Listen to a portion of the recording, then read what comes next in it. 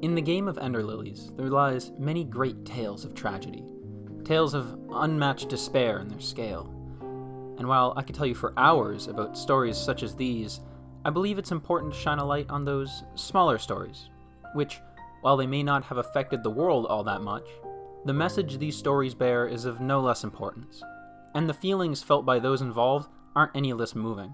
In fact, it's in these very personal stories I believe we can find the most meaning because, just like us, these characters are people with dreams and people with things they wanted to protect. And I believe anyone can relate to something like that.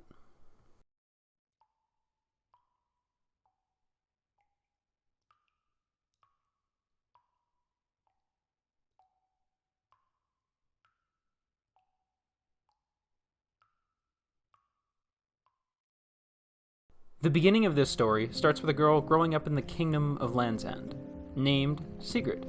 Sigrid, like all young people, was always looking up to someone who did great things and who helped those in need. We all as kids looked up to someone, like maybe an athlete who performed amazing feats, or the heroes we'd hear about while our parents read us a bedtime story. Well, for Sigrid, this hero was the White Priestess Freysia, one of the most special women in all of Land's End.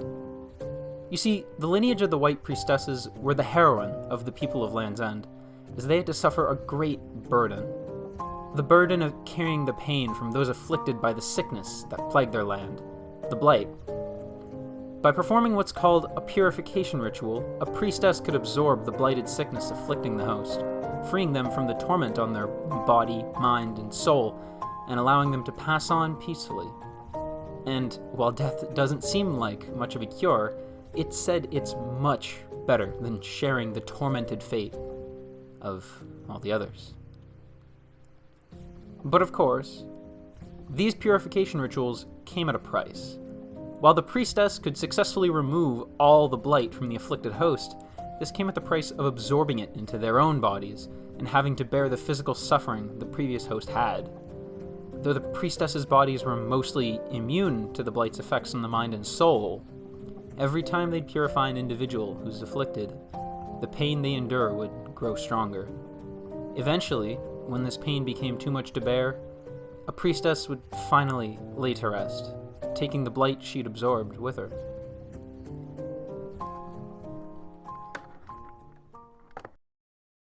The first White Priestess was the White Priestess of the Dawn, who came about in the First Age. The second was the White Priestess of the Wind, who took over after her mother died. And then we arrive at Sigrid's generation, where the young White Priestess lost her mother the day she was born. And by the time she was helping the kingdom, she was likely even younger than Sigrid herself. Even though she started her journey as a priestess so young, she still remained dedicated and devoted to the people and... why was I talking about this again? Right. Heroes. Or, in other words, idols. Sigrid admired her, not only for her willingness to help others, but her selflessness in doing so, doing it simply because it made others happy, even at the cost of her own suffering. And admiring her so, she was motivated to do all she could to help not just the kingdom, but the White Priestess of the Font herself. She wanted to help her. She wanted to help Freysia. Luckily for her, there was a position that was suited perfectly for doing just that in the kingdom.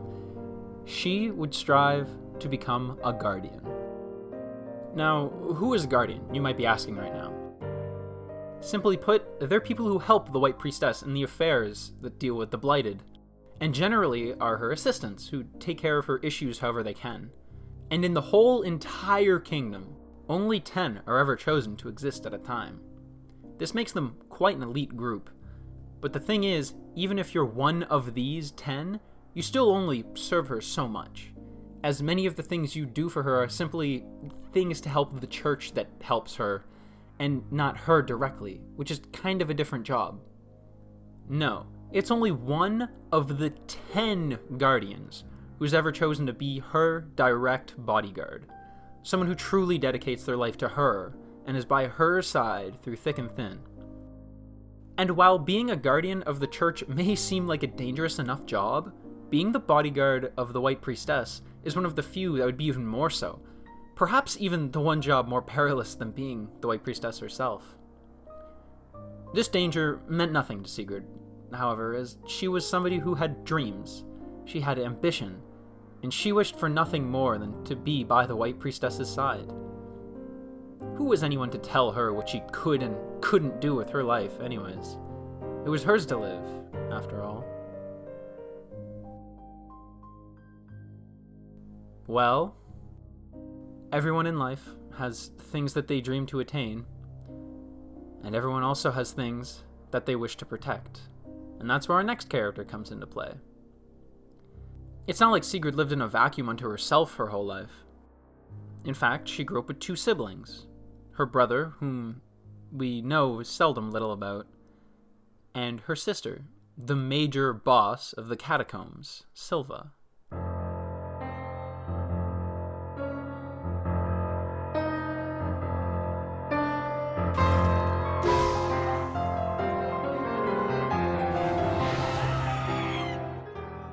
To Silva, Sigrid was her doting sister, or in other words, a sister she loved dearly, and a sister she smothered with said love whenever she could. The two must have been very close, and while Sigrid may have minded the overbearingness of a sister like that a little, it's likely she didn't really care. The two of them were close and enjoyed life as siblings together. But when Silva heard of Sigrid's plans to become a guardian of the White Priestess, to become her bodyguard, no less, she grew concerned.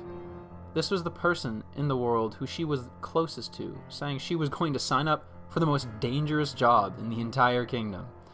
She was deeply worried for her sister's safety.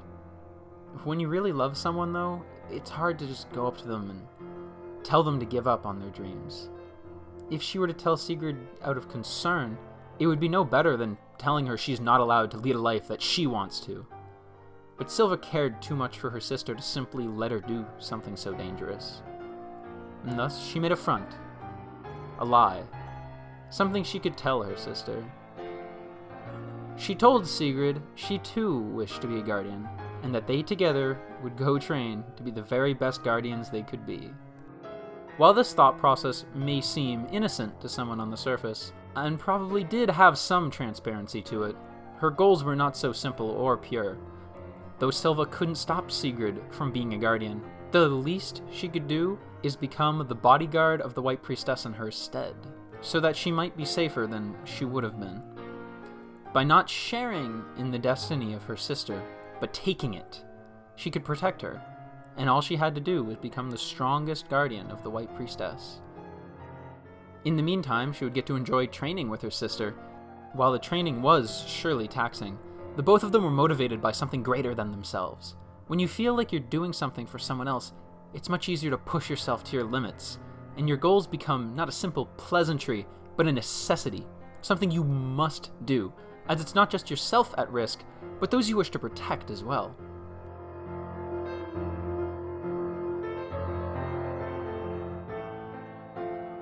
Despite how much the sisters may have been enjoying their training together, the day when Frecia would officially start her duty, and thus require guardians, was rapidly approaching.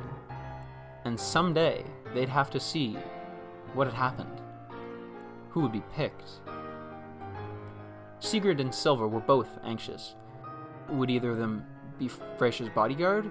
Would either of them even be guardians? Were either of them good enough to become anything from all the hard work they put in? Well, it turns out their hard work had paid off, as it was revealed that the both of them were to become guardians. However, only one guardian could be chosen to be Frecia's bodyguard, and it couldn't be both of them. And as we read in the note, the next White Priestess, Silva, had been chosen.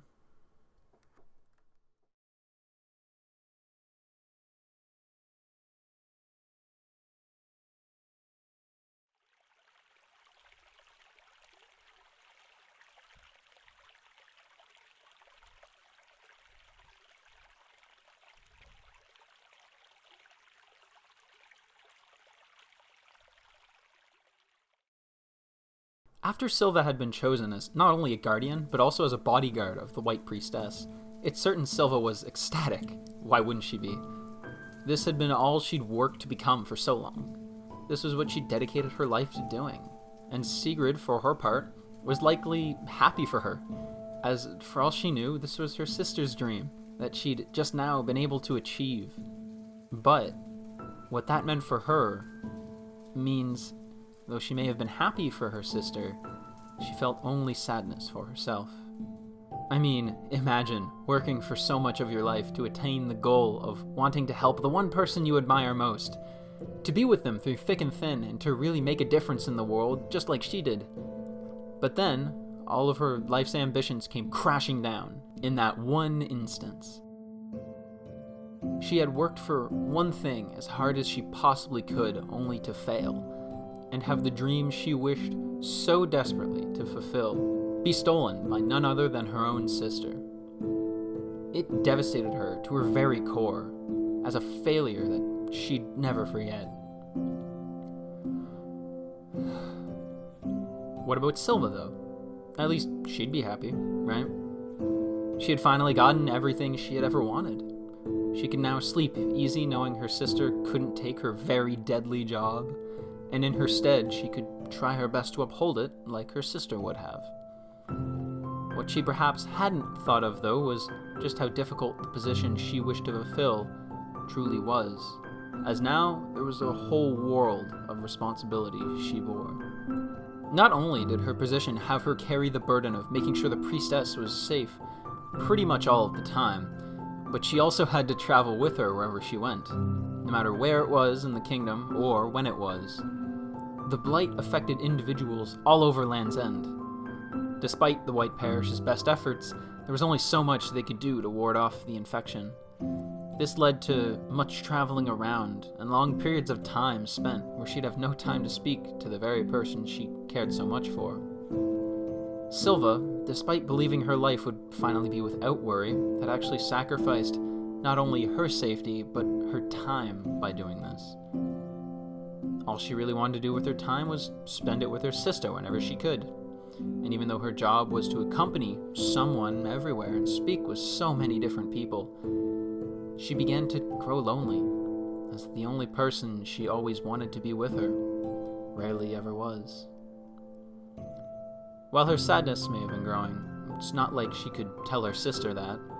If she showed weakness in the role which her sister had always wanted, it would seem like she wasn't taking it seriously, and that would only hurt her sister more.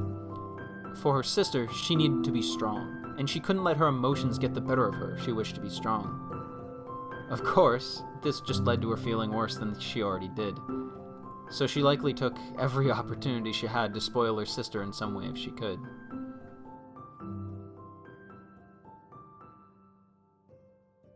In fact, in one specific case, it's likely she got a precious souvenir from the coven for her.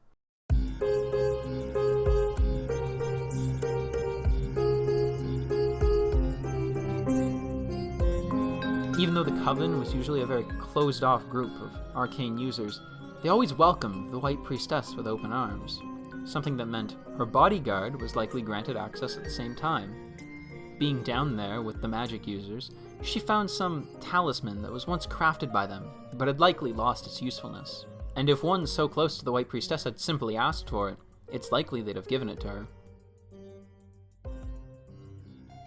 When Silva had returned from the coven and finally had a chance to see Sigrid again, she presented her with a gift. A vibrant plume of multicolored feathers, usable as a hair clip. One which contained some leftover magic from whatever sorcerer had made it that grants the ability to harness the wind. A gift like this would have been a very big deal for anyone, as magical items were such a scarce thing to see outside of the coven. Sigrid was likely very thankful to her sister for giving her such a rare and precious gift, but curiously, the relic's description says that she never once put it on. And to be honest, if I were her, I couldn't have either. While it was a generous, one-of-a-kind gift, it was something that her sister could only get because of her position next to the White Priestess, something that would have only reminded her not just of her failure to become the White Priestess's bodyguard, but it also would have reminded her of her very own inadequacy to her sister, someone which she watched go about the kingdom being on the front lines, while Sigrid herself could only do so much. To her, this item only represented the shadow which she had been stuck in for so many years. Of course, she could never bear to put it on. It weighs too heavy on one's heart. Sigurd could do nothing about it, though. In this situation, she was powerless. While she was a guardian, she was really nothing more than a nun at the White Parish right now. Well, it was her sister who got to do all the things she'd always wanted. And worst of all, it wasn't something she could simply be mad at her about. Like I said, as far as she knew, it's what Silva wanted. She thought she would be getting in the way of her dream by doing or saying anything. Something she would never want to do to her sister. How ironic. And even when the kingdom had to defend against a blighted horde, the size of which the kingdom had never witnessed before, you'll never guess who ended up at the battle and who had to stay behind.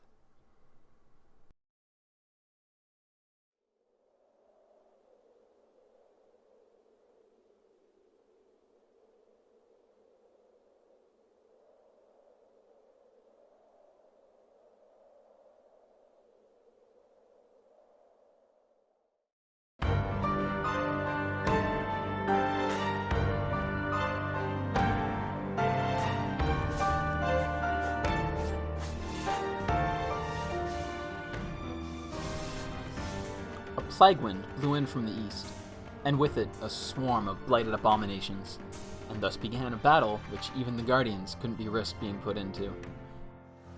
They were likely needed back home to protect the people of the kingdom, while most of the kingdom's actual forces were on the front lines attempting to ward off the blighted. Although the thing with the blighted is they do not simply just die. This is one of the reasons why the White Priestess is so essential to the kingdom. Not only does she offer solace to those who are suffering, but she also acts as a stop to the Blighted's repeated state of undeath, thus killing a Blighted before it can either regenerate or spread its infection further. Of course, this means, despite not being a woman trained for war, she was needed on the front lines, no matter the nature of the Blighted conflict. And wherever White Priestess Freysia went, Silva, her bodyguard, went too. But, you know, this wasn't the first time the Kingdom of Land's End had to fight off a blighted invasion. In fact, they'd done it at least 2 other times before, with other White Priestesses. But this one was different. While at the others, they were able to hold back the lines for long enough that the White Priestess could get around to purifying all the blighted. It's likely this time there was many a sacrifice needed in order to defend this. The invasion had only grown larger in size than the last 2, and to top it all off, it also possessed a large and very powerful blighted creature known as the Blighted Lord. Because of the fear the current king of the land had about the incoming invasion, he sought help from the Mages Brigade of the Coven, whom he'd asked to do research into prolonging his own life. What they had discovered thus far with their work could be boiled down into a simple potion, which would turn the drinker undead, while still keeping them sane. Thus it could be given to the soldiers to make them borderline unkillable, and they'd still be able to function as the people they were, only undead. The catch to this deathless elixir being that it had only been tested so much, and they did not know what the prolonged effects of it would be on a person. While the elixir could certainly work for a certain amount of time, there was no telling what it really did to the human mind. And given that its immortality was derived from the very blight assaulting the kingdom's front lines right then and there, it's likely it wouldn't be very good. The king, however, didn't care. Though he lamented for an instant that he had to turn his loyal knights and warriors undead, he seemed to only be concerned with his own safety over anything else, and not the kingdom he was supposed to serve. Whew. He, however, is a story for another day.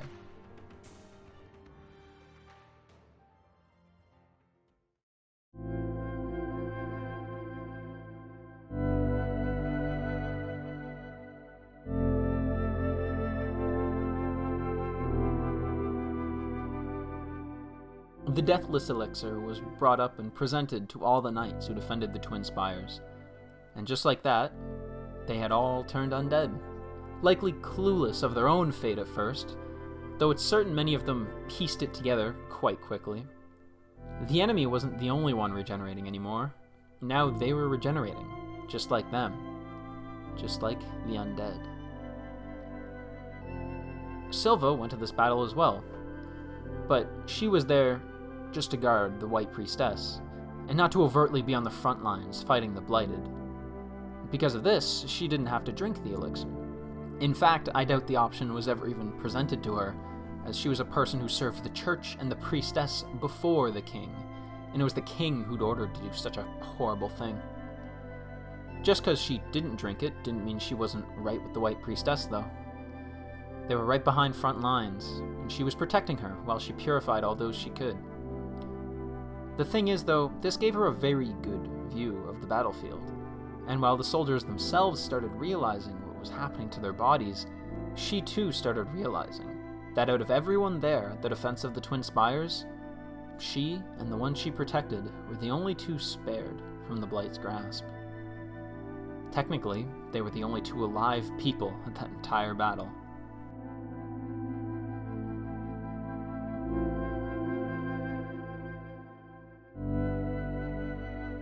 While Silva was away, she wished to write to Sigurd, as she would never get to see her at all, as long as she was there, and her feelings of loneliness could only bear so much separation. But there was a problem. It's uncertain whether or not she really ever wrote a note that she felt she could send to Sigurd. You see, as she spent her time here, on the closest to the front lines of a blighted battlefield as one could be, she became scared. She started to doubt her ability to protect the White Priestess as she was supposed to, and because of her fear of all that was around her, all the blight and death, she began to feel inadequate, and all she could write about was these feelings of guilt that seemed to well up in her, all of her notes ending in a regretful tone. And though she may have been trying her best, the worst was yet to come. At the battle's peak, the White Priestess of the Font had finally gotten to the Blighted Lord. Or perhaps it was the Blighted Lord that got to her. And this was Silva's moment.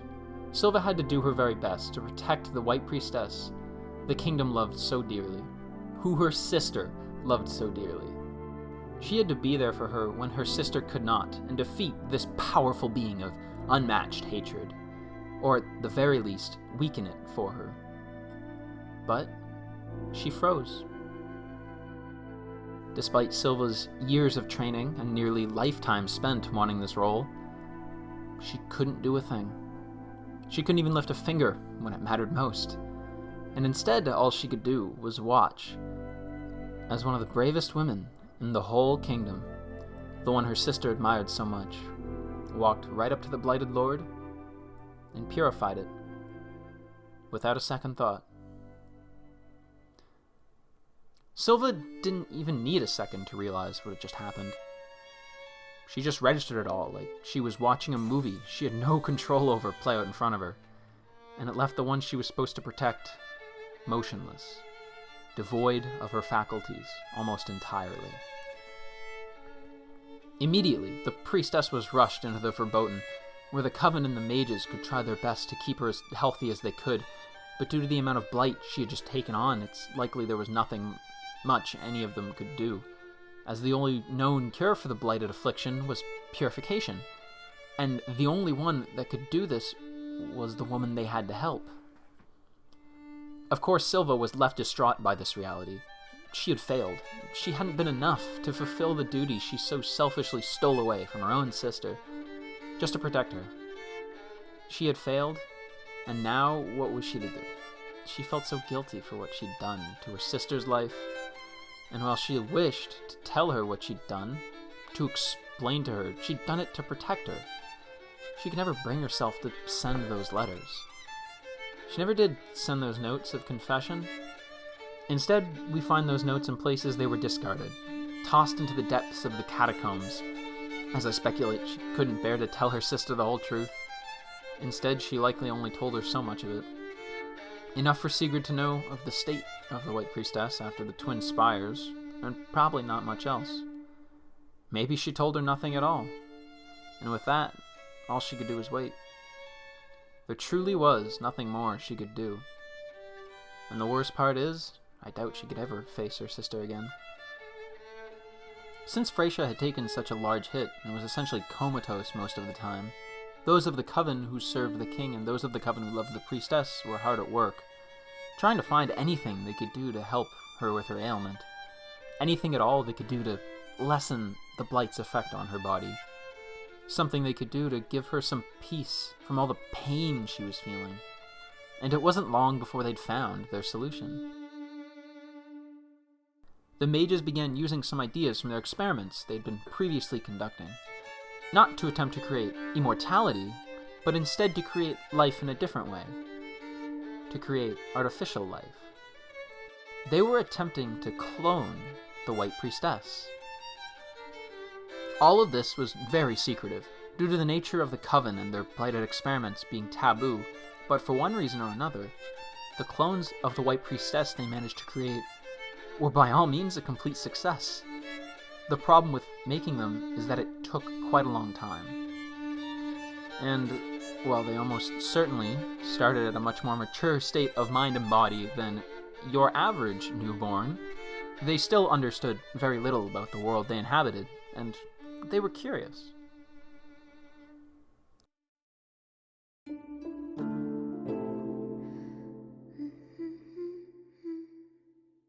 By this time, Freysia had had a lot of time to recover, and even began walking again. She also got her own chance to meet the clones who, much like her, were pretty much stuck in the Verboten, so the mages could keep an eye on them. However, once Freysia felt good enough to get out of bed and go around the kingdom, she would bring the girls around with her. For instance, one time she was in her room in the catacombs, and she took the opportunity to paint a portrait of 3 of them, likely the 3 first.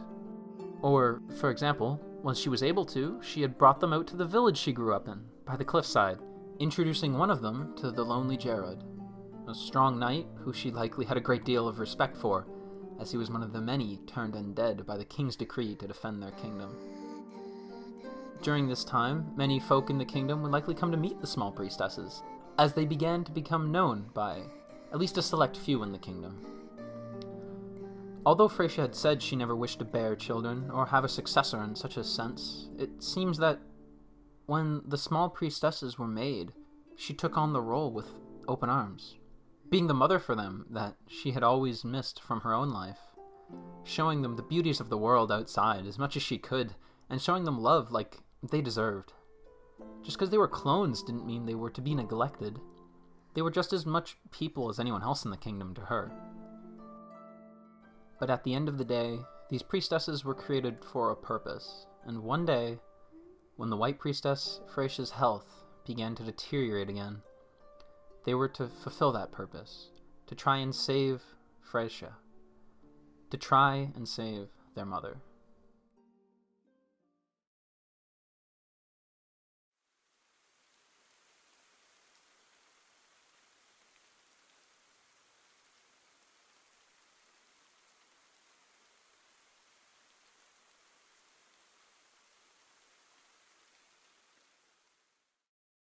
It all happened so quickly. While Freysia's health had been looking up this whole time, it was only due to her own strength of will that she was able to stand back on her feet again for so long. And it was only so long before the intense amount of blight she possessed in her would take her back under. In the rush, Silva had been beckoned, likely for the first time in a long while, to assist the White Priestess by escorting her down to the Verboten domain. Before she went down, she wrote a letter which she had wished to send to Sigrid, something she had always wished to tell her. How, as long as she was safe, that's all Silva needed to be happy.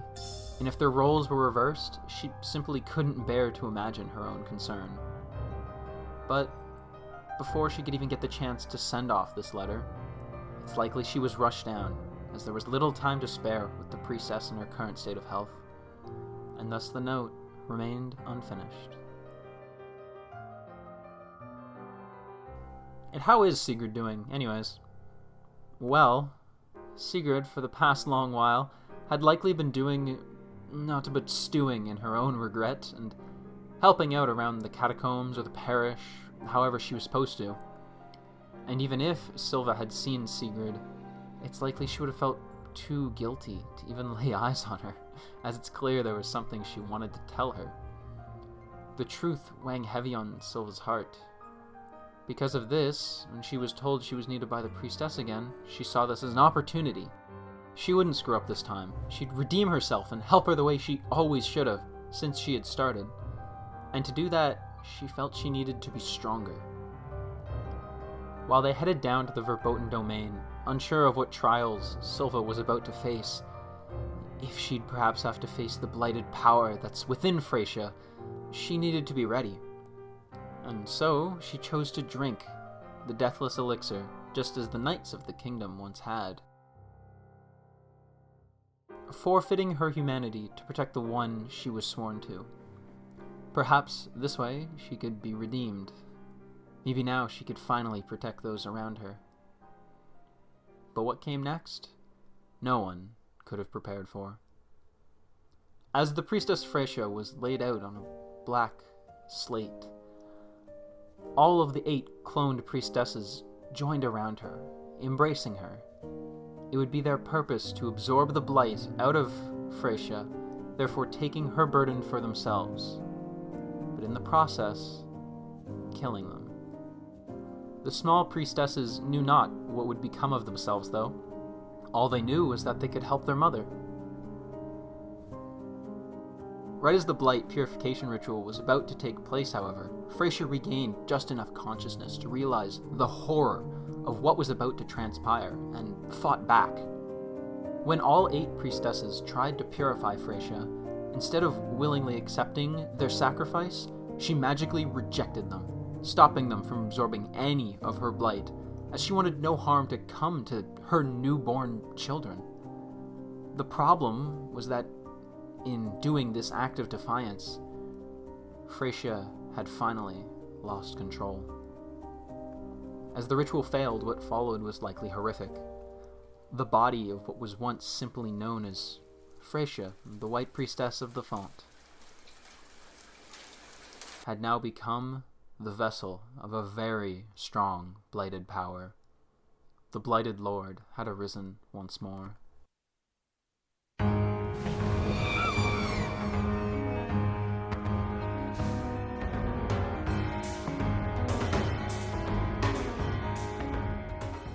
In a panic, everyone had to evacuate the Verboten, as not only was the newly reborn Blighted Lord very strong herself, but she also released immense amounts of blight all throughout the Verboten, turning the already blight-choked area into a danger zone where blighted creatures could start appearing anywhere. Not only that, but there was so much blight in the air, it was barely breathable, and painful to do so. And all Silva could do, in her immortal body, was freeze, and watch once more. She had seen what had become of Freysia, and in this moment felt weak. No matter what she did, she always felt weak. Rushing out of the Verboten, the 8 clones were divided up throughout the kingdom, as if Freysia had become unsavable, then these priestesses were now humanity's only chance. Each of them were given to a person who could protect them in the kingdom, or in other words, each of them had essentially had places they were told to go and people who would defend them, so that they could all escape from the blighted undead, which were now attempting to escape the Verboten. And naturally, one of these priestesses were given to Silva. Now, given a chance again to protect the priestess, given one final shot at some kind of redemption, what do you think she'd do? Well, after all she'd been through, with defending the priestess of the Font, all really because she wanted to protect her sister from being in danger in the first place. I think by now she'd grown sick of it. In fact, just seeing the small priestess given to her to protect was likely too much for her to handle, as it would do nothing but remind her of her own failures, and her own ineptitude to accomplish anything she'd sought to do. Because of this, she instead gave the priestess to her brother to protect, while she simply ran away somewhere else in the catacombs. She hadn't managed to protect the priestess, and all she'd managed in the process was taking over the dreams of her sister and making them seem like her own. And then, in an act of rash judgment, she'd consumed the deathless elixir, meaning that she wasn't even human anymore. I believe what she was really thinking by now was, to hell with it all. All she wanted to do was muster the courage to see her sister again, to hold her in embrace once more, but she was too afraid to. She was nothing but a failure. And as for Sigrid, she'd been sad this whole time as well, living her usual melancholic life until, on her doorstep at the parish, appeared not one, but two small white priestesses, one named Lily, and one who had yet to waken from her crib. Turns out there was a ninth priestess this whole time, who simply hadn't yet woken up for the first time. In other words, Lily's unborn-ish sister.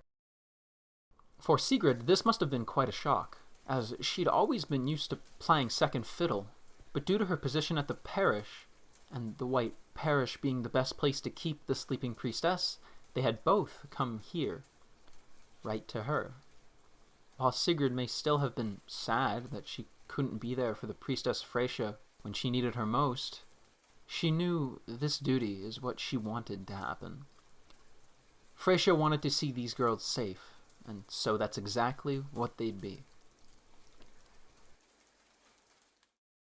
Some time passed, there wasn't much going on.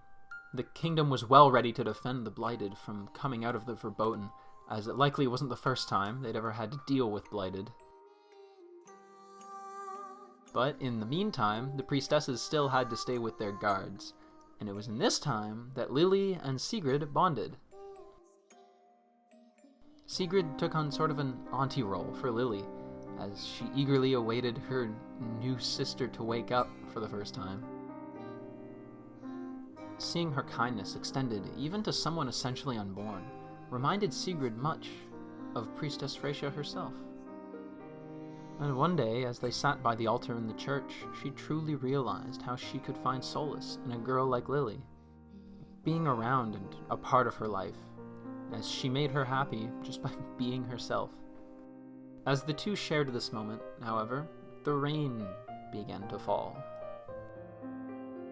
The rain of death, as the chief guardian called it, as with the rain itself came an unparalleled tide of Blighted, infected from within the very kingdom by what could only be the rain itself.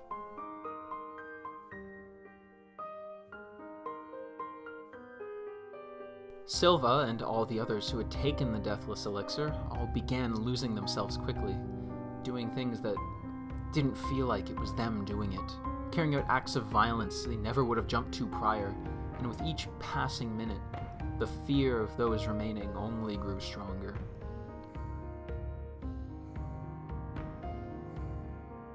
For Silva in the catacombs, this panned out as her slowly going more and more mad. As when she found Blighted, she found herself not afraid of them, but manically happy about the prospects of destroying them. These feelings felt like hers, but at the same time felt distant, like someone else was making decisions for her, but she still kept doing it, and every single Blighted member of the church unfortunate enough to find her were likely not only killed but unrecognizably destroyed and defaced, figuratively or literally. Feeling like her own behavior was truly no longer hers to decide, Silva sought comfort, and the only way she could get that now was by being alone, away from anyone that might make her want to inflict pain. And thus, by isolating herself, and thinking of the sister she loved so dearly, she calmed herself. Yet to do so, she had to be alone all over again. Without anyone, certainly without her sister. Sigrid had her own host of responsibilities now, though, which meant she now had purpose again. After gaining the inspiration to protect once more from Lily, she sent her to her room and readied herself at the entrance to the White Parish. If any undead were to get to Lily, or the unawoken child of Freysia, they'd have to go through her first, and she'd make certain that was no easy task. Weapon in hand, she readied to fight for as long as she could. The rain never let up.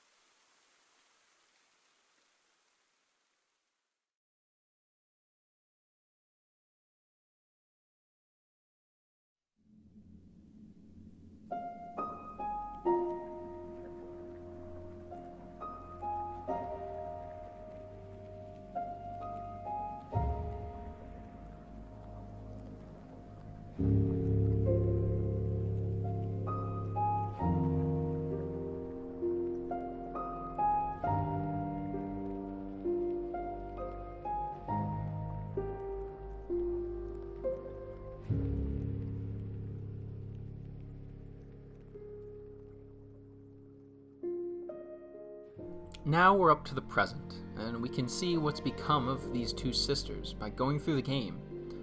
And of course, the first one we're greeted by is Sigrid. After waking up for the first time, with no recollection of anything, and clearing our way slowly through the cellar, we reach a place that Farron tells us has air that is thick with the rot of blight. And stepping into the room, we find a mad, blighted Sigrid. Speaking of how to protect her, she must destroy. When she speaks this line, it's not entirely clear to us at the time, but we know she's speaking of Lily and us. The two of us are under her protection now, and she won't let a thing touch us. Here, in my opinion, we get one of the most touching and brutal examples of environmental storytelling I've ever witnessed. After we defeat her, and she says to us with the last of her humanity how she was supposed to protect us, it makes you wonder just what really happened with the rain. How many undead really were there, and what had she been protecting us from? And then we walk to the right of the arena and see the carnage left in her wake. Made up of whoever or whatever tried to get through this holy building's entrance. Even through undeath and madness, she kept this one thing that was thoroughly important to her key: her promise to protect us.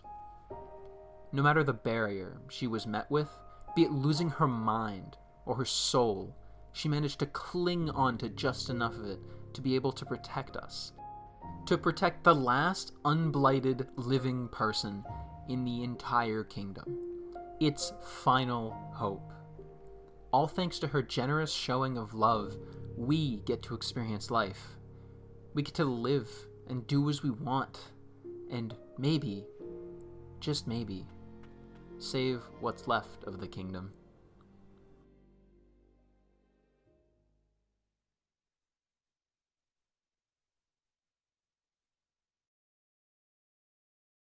Silva, though? What about Silva? Well, we find her cuddled up in the back of the catacombs, helpless and scared, clinging to something, anything to comfort her, 'cause she's given up on protecting after she'd been through all that she'd had. She'd been broken.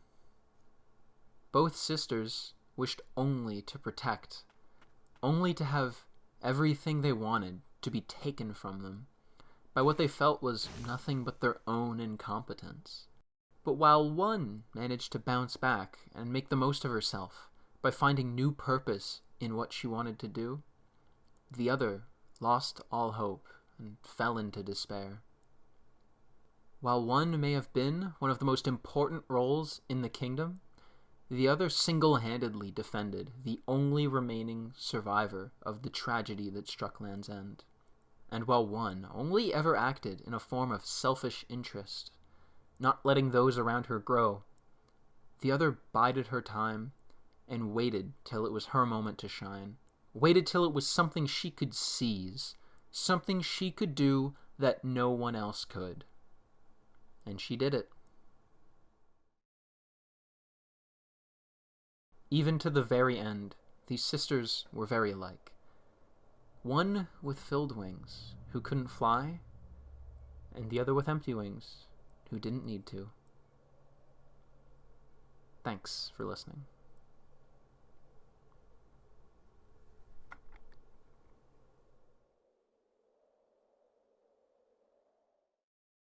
Yo, just really quick, want to record this. Oh, fuck. Hold on, I need to grab the blanket.